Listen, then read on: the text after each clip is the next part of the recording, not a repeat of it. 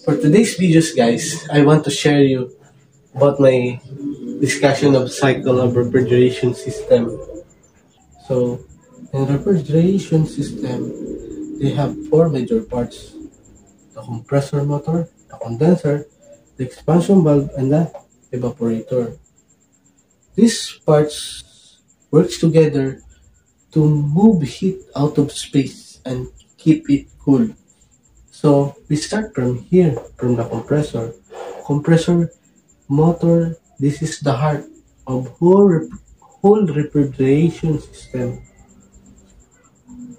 It serves as a pump of the refrigerant. Here in the compressor motor, they use different range of voltage. They use 115 volts to 230 volts. So the cycle begins here into the compressor motor. The compressor motor sucks the low pressure, low temperature saturated vapor at the pressure of 45 to 65 psi at the temperature of 55 to 12.2 degrees Celsius. At when the compressor sucks this refrigerant and it turns here, the compressor, they have parts inside: the motor, the connecting rod, and the piston, and it works there.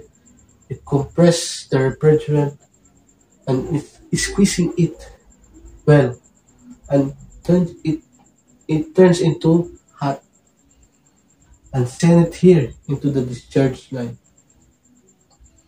When the refrigerant comes out here into the compressor, it's at a vapor state, but in the high pressure, high temperature, superheat, and the pressure of 350 to 500 psi. So from low pressure to low temperature saturated liquid, it turns to high pressure because of this one, the compressor increasing the pressure and temperature. When it comes out here from the compressor, the refrigerant flows here to the condenser, where the condenser rejecting the heat to the surroundings through the help with this condenser blower.